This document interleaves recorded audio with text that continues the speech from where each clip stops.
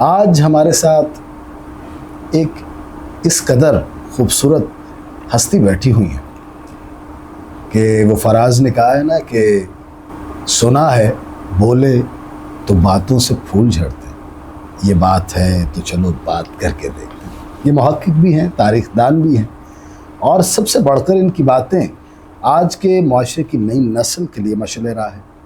اس کے علاوہ سکون اور تشفی کا باعث بنتی ہیں۔ میں انتہائی عقیدت و احترام سے ویلکم کرتا ہوں میم سیدہ عرفہ زہرا۔ السلام علیکم۔ کیسے مزاج؟ یہ سیدہ عرفہ زہرا ہے یا عرفہ سیدہ زہرا؟ عرفہ سیدہ زہرا، ماشاء اللہ۔ کیسے مزاج ہیں؟ میرے ابا نے میرا نام سیدہ زہرا رکھا تھا، جو یقیناً نہ صرف کہ ایک بہت متبرک نام ہے، خوبصورت نام ہے، انتہائی خوبصورت شخصیت کا۔ ہم اکثر اپنی شخصیتوں کو تقدس میں اس طرح لپٹا ہوا دیکھتے ہیں کہ جو ان کے اپنے جوہر ہوتے ہیں ان کا ذکر نہیں ہو پاتا۔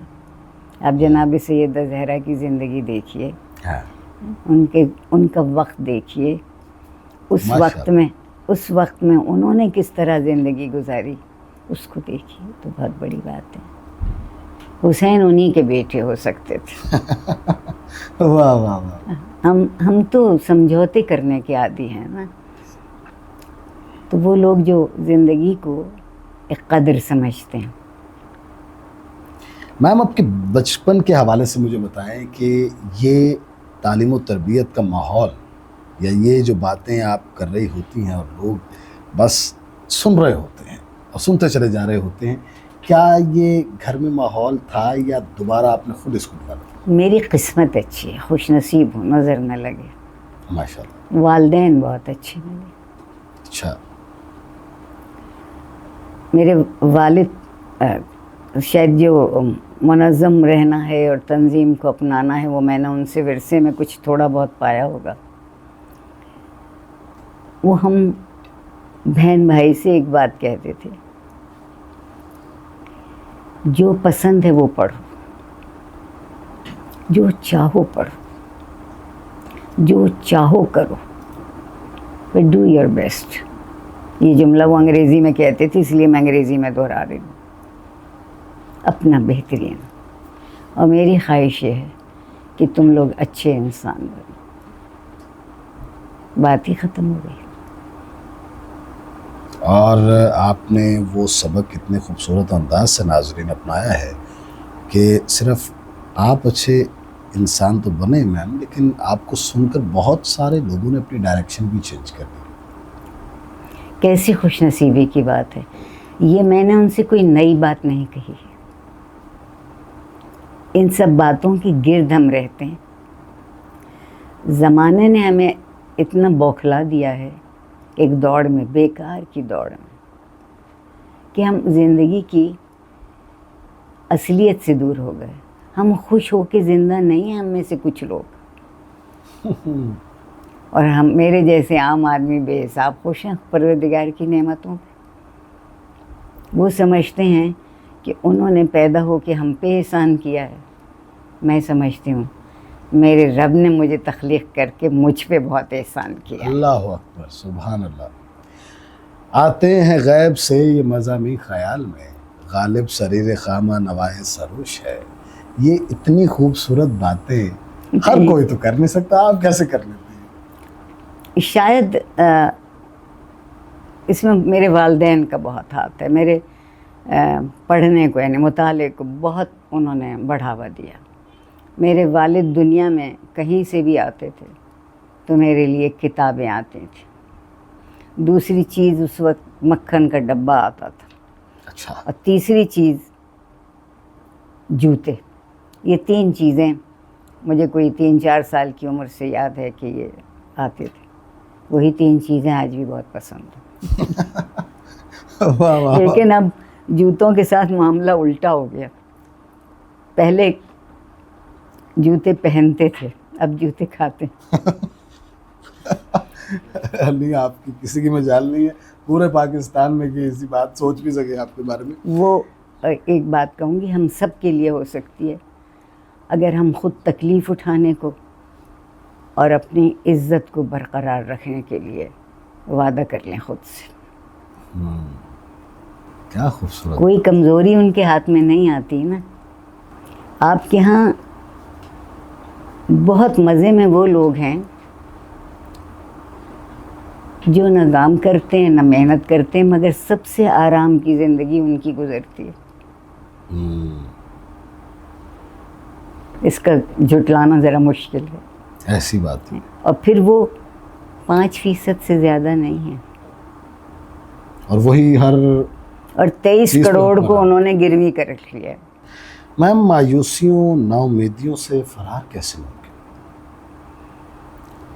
بہت آسان بات ہے میرے بھائی. دو جگہ اپنی امیدیں رکھیے، ایک آپ کے رب کی ذات اور ایک آپ کی اپنی ذات. واہ. تیسرا کوئی بیچ میں ہے ہی. اگر جو وہ کہتا ہے اس کو ماننے کی کوشش کر لی جائے اور اپنے آپ کو پھسلنے سے بچانے کی کوشش کر لی جائے تو منزل مل جاتی ہے. ہاں بالکل. یہ ملک اس قدر اچھا ملک ہے، میرا ہے اس لیے نہیں کہہ رہی، ہم نے اس کی قدر نہیں کی. آپ اس کے دولت مند ہونے کی انتہا کو نہیں پا سکتے. ایک لوگوں کا آتا ہے گروپ، ہم کہتے ہیں یہ تو پہلے سے زیادہ لوٹ کے لے گئے. یہ ہم کہتے ہیں. ایسی بات اتنا ہے کہ جو کوئی آتا ہے وہ پہلے سے زیادہ لوٹ کے لے جاتا ہے. تو لوگ اچھے ہیں نا، محنت کرتے ہیں، اپنا کام کر دیتے ہیں. صلہ اس طرح سے نہیں ملتا جس طرح ملنا چاہیے. ہم سمجھتے ہیں پروردگار ہم پہ کرم کر رہا ہے، میں سمجھتی ہوں ہماری آزمائش کر رہا ہے. اگر کوئی شے مل رہی ہے تو بغیر کسی وجہ کے اور کسی دوسرے کا حق چھین کے آپ کو مل رہی ہے، بڑی آزمائش. آپ کو یہ ہمت بھی دے خدا کہ کہے کہ نہیں اس پہ میرا کوئی حق نہیں ہے، اس طرح سے میرا حق نہیں ہے. سب باتیں چھوڑ دیں، لوگ جعلی ڈگریاں خرید لیتے ہیں. ایسے ہی برہمن نے بھی بن جاتا. تو جو سمجھتا ہے کہ علم بھی سکوں میں بک جائے گا، اس کے نزدیک کس چیز کی اہمیت ہے؟ ایگزیکٹلی. آج کے انسان کو جب آپ اس کا مطالعہ کر رہی ہوتی ہیں، اسے دیکھ رہی ہوتی ہیں، تو کل کے انسان سے مختلف نظر آتا ہے یا ایک جیسا؟ بظاہر شکل و صورت میں ایک ہے، مگر زندگی کو آپ کی جو چیز معنی دیتی ہے وہ قدریں ہیں، وہ یقین ہیں، وہ اصول ہے جن کو آپ مانتے ہیں. اگر اصول صرف یہ ہو کہ موسم کو دیکھ کے بدل جائے گا تو وہ اصول نہیں ہے. سچی بات. سازگاری ہے، وقت کا سازگار آپ سے زیادہ کوئی نہیں. اپنے بچپن کے حوالے سے بتائیں کہ کس طرح کا بچپن تھا؟ ایکسپریسو تھا یا سنپ تھا یا نہیں، بالکل نہیں. میں کہوں گی کہ ماں باپ سے لے کے ہم تک ہم سب بہت شریر لوگ تھے. کوئی شرارت یاد ہے بچپن؟ ارے کوئی ایک ہوتی تو یاد. اور میں یہ سمجھی ہوں کہ بد تہذیب آدمی، بے تمیز آدمی بدتمیزی کر سکتا ہے، شرارت نہیں کر سکتا. واہ واہ واہ. اتنا ہی فرق ہے بس شرارت میں اور بدتمیزی میں. واہ واہ واہ. کبھی بڑی ڈانٹ پڑی ہو اپنا سے؟ بہت دفعہ پڑی. جب کبھی بڑھ ہانکی، بہت بڑی بات کر دی. ہاں بالکل، بہت اچھی طرح پاس ہوں. میرے والد کہتے تھے امتحان سے پہلے نتیجہ کیسے معلوم؟ اچھا. محنت کرو گے تو وہ تمہارا امتحان ہے. دراصل بہت اچھا ماحول تھا، ایک بالکل جیسے ہمارے عام گھروں کا ہوتا ہے. مطمئن، بڑی بات میرے گھر کی تھی مطمئن اور شکر گزار. میرے والد کہا کرتے تھے کہ جو کچھ رب ہمیں دیتا ہے اس پہ ہمارا حق نہیں ہے، یہ اس کی مہربانیاں ہیں، تو مہربانی میں کم از کم شکرانہ تو ادا کر سکیں۔ ماشاء اللہ۔